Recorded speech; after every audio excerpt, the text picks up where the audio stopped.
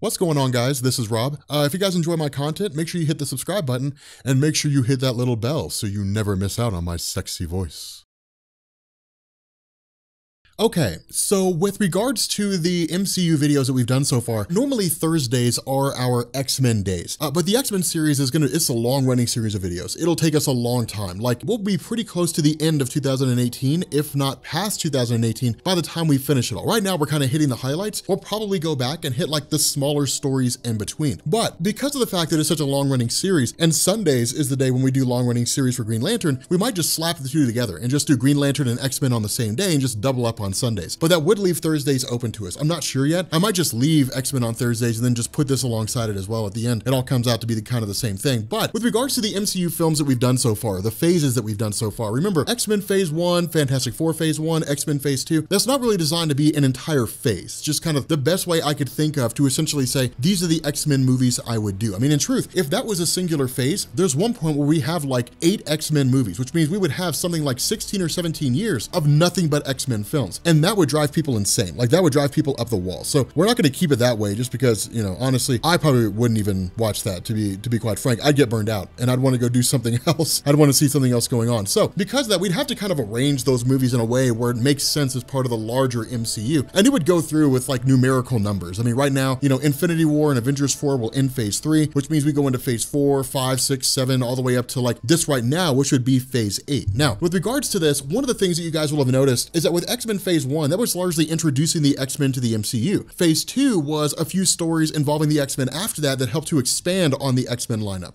The Fantastic Four Phase 1 was introducing the Fantastic Four into the MCU. For the most part, I would keep the Fantastic Four as background characters. I would give them like a huge moment later on down the line, but the Fantastic Four were really more of a team where, because of the fact that they were kind of relegated to the background once their popularity dropped off, and really in like the 60s, I'm sorry, in the 70s to the mid 80s, I would sort of keep them there. And I would give them like their huge moment, probably Hickman's run of Fantastic Four. That would just be like their great big huge thing. Instead, what I would do here is I would break away from like huge sections, huge swaths of movies that are designed to focus on like the X-Men and Fantastic Four. And instead, I would start focusing on smaller things. It would basically be like solo movies, more or less. And the first way I would kick this off is with Fatal Attractions. Now, Fatal Attractions is one of the coolest stories out there when it comes to the X-Men, but this serves a couple different purposes. This allows us to have a movie where the X-Men are largely in isolation. The only exception to that is like Excalibur 71 was part of the original story. For those of you guys who don't know, Fatal Attractions was a story that ran between July and November of 1993. And I want to say it was like X Factor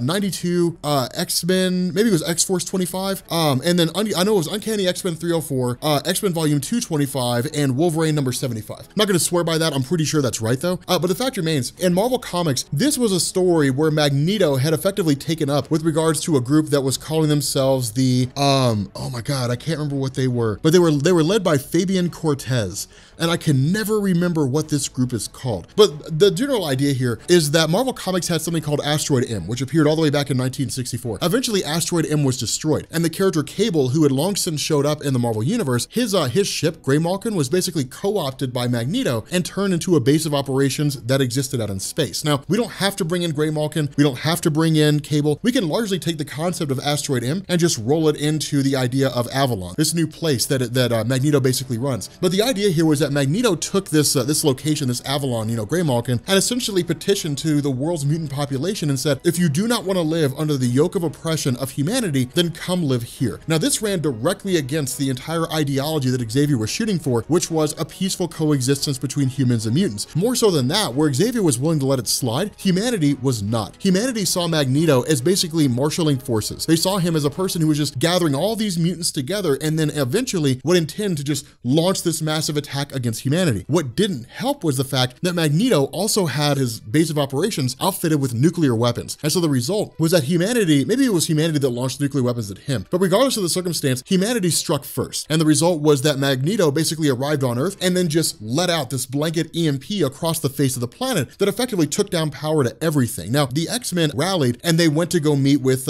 Magneto. And when they tried to talk him out of it, a fight ensued. And then, you know, of course, as most everybody knows by now, Wolverine went to go attack Magneto. Magneto got tired of it and he just ripped the adamantium out of his body. But that would make a really cool film. That led into like the Onslaught saga, which we don't really have to go into, but that would make an interesting scenario because it builds on really the nature of Magneto. It's kind of like this incorrigible guy. But you could even use the idea of Magneto saying he loves mutants like family, that in a lot of ways he views them as brothers and sisters and children and so on and so forth. So it's not done out of malice. It's not done by Magneto to basically make himself some godly deity that everybody will worship. You know, instead it's him basically saying, I think this is legitimately the best thing that we can do. And that's it. You wrap the movie up. You don't continue it on. You don't build it up into something bigger. It doesn't lay the groundwork for things later on. Instead, it's largely just a self-contained film. I mean, of course, you know, you kind of spin that off. So maybe Wolverine runs into the woods and he becomes feral Wolverine and you realize that he's got bone claws instead of, you know, having been adamantium all the time. We know that now just by nature of the Fox films, but we may not know that with regards to how Wolverine's depicted in the Marvel Cinematic Universe. Disney may choose to keep that part of his history. Disney may choose to change that part of his history. So we don't really know exactly what they're going to do. But the next phase that the next film that I would do after this would actually be the story where Franklin Richards becomes Avatar, and it would be Fantastic Four number 245. Now, what we would do here, and there's a few ways that we can handle this. In a lot of ways, we can basically sort of sum up the origin of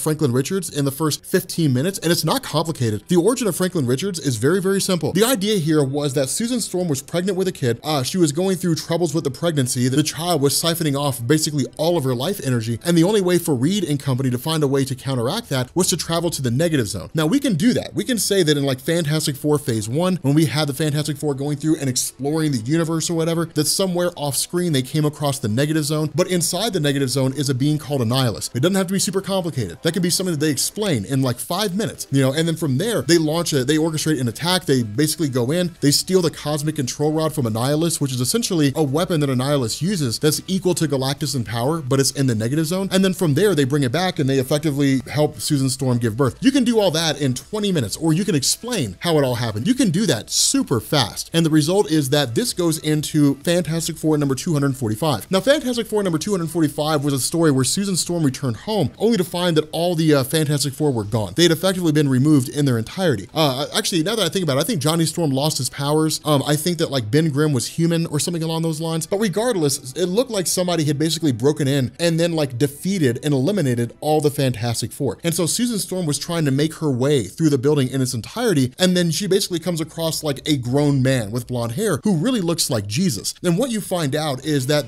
Franklin Richards, the son of Reed, is a kid who has like this vast reality warping power. And he was a little kid sitting in front of a TV playing with blocks, and a commercial came on and it made the statement, when are you gonna grow up? And subconsciously, Franklin Richards made himself an adult. And because of the fact that he was an adult and his powers were fully manifested, he didn't know how to use them. And so he was essentially a grown adult in a, you know, with a child's mind, confused about the world around him and didn't know how to function. Eventually, Reed talks him down, he comes to, and that's really the end of that. But it's cool because what this does is it puts the power of Franklin Richards on display. And it essentially says, look, we don't need some huge grandiose story where Franklin, you know, makes Galactus his herald like he does in Hickman's Run. You know, he's like, to me, my Galactus, you know, we don't need all that kind of craziness. We'll do that later on. What we need is just a solid display of the power of Franklin Richards. And what better way to do that than Franklin Richards making himself an adult, depowering the Fantastic Four, and then in turn, warping reality around him in a localized space. It kind of sets the stage for the fact that if his powers aren't controlled adequately, then he'll basically run amok. And so at the end of this movie, you essentially put in place the idea that Reed Richards installs mental blocks in his son's mind so that Franklin can only use small portions of his power. So what we end up having is this sort of teasing idea that somewhere along the line, those mental blocks will be removed. And when they are, what the hell kind of power is Franklin Richards gonna have?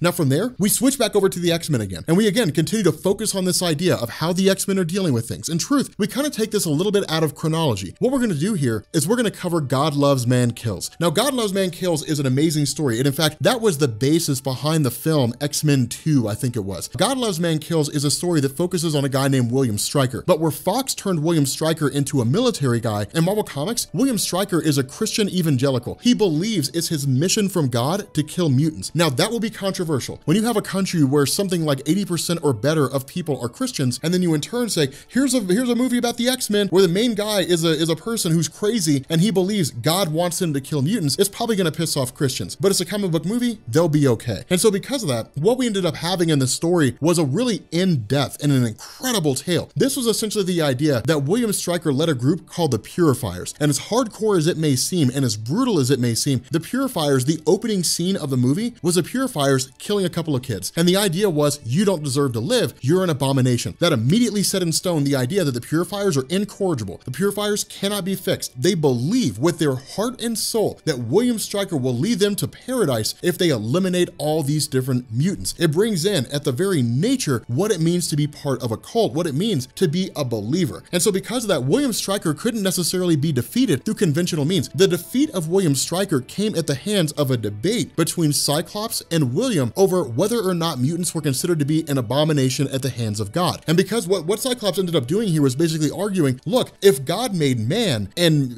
mutants are simply just the next step in human evolution, then if God is all-knowing, God had to know this was going to be the case. Now, honestly, Cyclops argued it more from like an evolutionary standpoint, but the fact remains, it boiled down to a debate, and William Stryker, effectively having been defeated and embarrassed on national television, pulled a gun on Cyclops, and that was the end of him. He was basically arrested. People saw him for the crazy person that he was. But it was effectively the X-Men dealing with this idea that there are beings out there who, for whatever reason, are never going to like them. They're never going to tolerate them, they're never going to understand them, and they're going to have no desire to. And you can't win all your problems by just shooting somebody with optic blasts and blowing them in half. That was the beauty of God Loves, Man Kills. I would grab that and I would throw it in there. Now, following that, I would move away from the entirety of like the American superhero community, and I travel to England, and I would give us the origin of Captain Britain. Now, Captain Britain is not the most intriguing character out there, but what it would do with bringing his character in is it would expand the Marvel Cinematic Universe. It would grow it in a way that doesn't necessarily have to do with cosmic cubes and infinity stones. Instead, Brian Braddock is basically a guy who, through a weird series of circumstances, was essentially introduced to two potential weapons. One was the Amulet of Right, and the other one was the Sword of Might, I think it was. And he chose the Amulet, which basically grants him like a shield and, you know, flight and superhuman strength and so on and so forth. But the idea of Captain Britain can invoke a huge percentage, like a huge introduction to the MCU that wasn't there before. Captain Britain is one part of a multiversal group called the Captain Britain Corps. Every universe has its own Captain Britain. Some of these Captain Britons are familiar characters that we know. Reed Richards or like Cyclops or Professor X, but sometimes, you know, for the most part, they're characters that we don't know. But what Captain Britain would also do is it would expand on the multiverse. Where Doctor Strange said, hey, there's a bunch of universes out there. There's an infinite number of universes and God only knows what's inside of them. The Captain Britain Corps would expand on that. And it would essentially say, not only is there a multiversal peacekeeping force that's designed to ensure that each of their Earths, each of their universes are safe, what you also have is the Omniversal Development Corps. That is basically this group that monitors the multiverse and essentially says, okay, look, so like every universe should have an X-Men. Every universe should have the Fantastic Four. Every universe should have an Avengers. They should have superpower beings. If they don't, then we'll jumpstart their evolution to make sure that happens. And so that's the purpose the Omniversal Development Corps serves. It helps to expand on that. It helps to expand on the very nature of what the multiverse is and the different groups that function inside of it. Now, how we bring that in is really up to anybody's guess. It can be written in any number of ways. We don't have to necessarily go into like the origin of Saturnine or anything like that. We can just kind of grab these characters that exist out there and then just throw them into the movie and say, here's how the multiverse functions, and here's a guy that anchors us to it. So we can kind of look forward to the idea that whenever we see Captain Britain, maybe we'll get to experience the multiverse or something along those lines. But following that,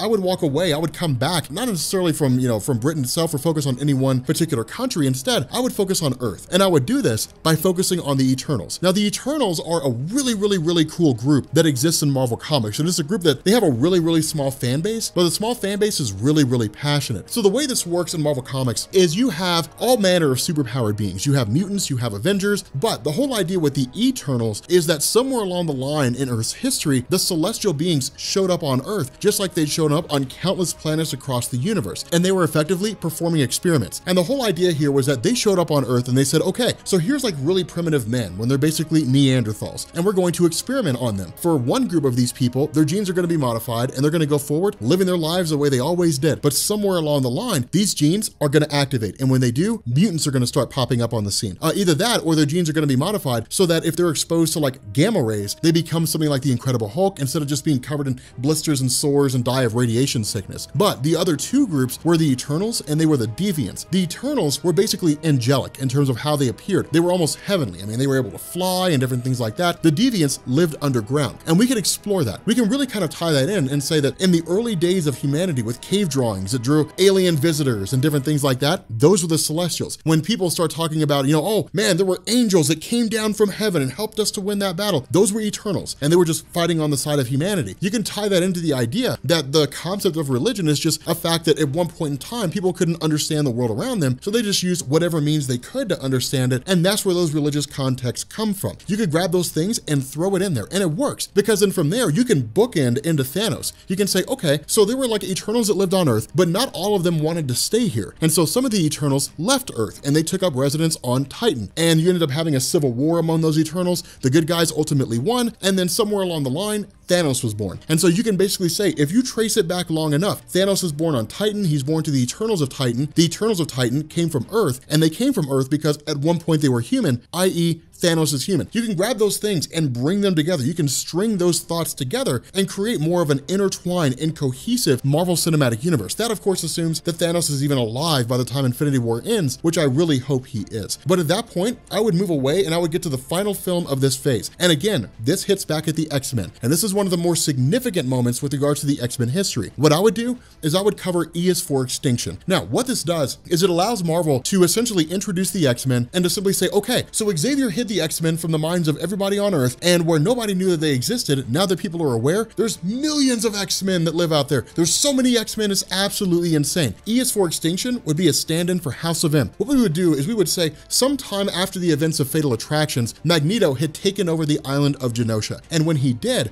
he basically told everybody, if you want to live away from humanity, come live here. Now, the island of Genosha has a pretty complicated history in Marvel Comics. In truth, Genosha, as it was originally debuted in 1988, was basically just a place that was largely uninhabited. It's an island off the coast of Africa near Madagascar. But what you can say is, while it eventually became the Republic of Genosha and it was ruled by a political party, you can say, okay, when everybody became aware of mutants' existence, that one of the biggest things was the government responded with Project Wide Awake and they had to control the mutant threat in the United States. But let's expand beyond that. What if the pursuit of the mutant race for various uses is not limited to government intervention and finding a way to control them? What if it expands to like capitalist intervention? What if people sit down? What if a government sits down and says, look, I mean, the US can capture mutants all they want to out of fear and they can just throw them in cells, but like, why not put them to work? Why not make them into a workforce? And that's what happened in Genosha. In Marvel Comics, Genosha was a slave island. It was an island where mutants were kidnapped and taken, collars were slapped around their necks so their powers could only be used under certain circumstances, and they were put to work. And the whole success of Genosha, the massive amount of wealth they generated, was all based on slave labor. And humanity, for the most part, knew about it, but they just turned a blind eye to it. Because at the end of the day, if mutants were being used for slaves on Genosha, they weren't attacking cities and nobody really had to worry about them. So at the end of the day, it benefited humanity. You can grab that whole capitalist element and roll it in. And when the person is watching that movie, they're just kind of like, man, that's ridiculous. But I mean, that's entirely possible. The relatability is what would make that significant. But that's the kind of, idea that you bring in with the nature of Genosha itself. The E is for Extinction element comes in when you basically hit on this idea that there is some sort of hidden hand. There's some sort of being out there, a person named Cassandra Nova. She's a mystery. Nobody really knows anything about her. We don't know what her origin is, but what we do know is that she's managed to get her hands on wild Sentinels. And you can tie that in to Project Wide Awake. You can say, well, where the federal government reinitiated the Sentinel program, that the Sentinels, as we saw them in that X-Men phase, that was just one variation of them. The government was experimenting with a wide array of different kinds of Sentinels, and some of those projects were abandoned. And Cassandra Nova came across one of them and had an engineer, basically the grandson, I think, of Bolivar Trask, reawaken these Sentinels, and then she sent them to Genosha and had them massacre 16 million mutants. The entire Genoshan population gets totally obliterated during E is for Extinction. It's insane. That's where where like Emma Frost, for example, gained her secondary mutation of turning into a diamond form. It was her as a teacher on Genosha. And when all these Sentinels showed up, they just obliterated everything they found. They took no prisoners. All those mutants were completely and totally destroyed. But you basically leave it on this idea that it's like, wow, humanity really just doesn't care about mutants. You basically put it in a place where things become exceedingly dark. And what you do is you use that as a catalyst to basically have the X-Men begin looking around and saying, if this is how humanity wants it to be, then this is the way it can be. And suddenly X-Men start sort of turning against humanity, and it sets the ground level. It sets the Marvel Cinematic Universe in a position to where you can start moving in the direction of events like Avengers versus X-Men. You can start bringing all that into the equation where the X-Men see humanity as a credible threat. They see humanity no longer as a group that they can work with, but instead as a group that should probably be eliminated, or at the very least, should be made to understand their place in the bigger picture with regards to how weak they are in comparison to the various mutants that are out there. But with that being said, guys, just my idea for this phase. Let me know what you guys think. If you are new here to Comics Explained, make sure you guys hit the sub button to become part of the Rob Corps. If you guys enjoyed this video, make sure you drop a like, and I will catch you all later. Peace.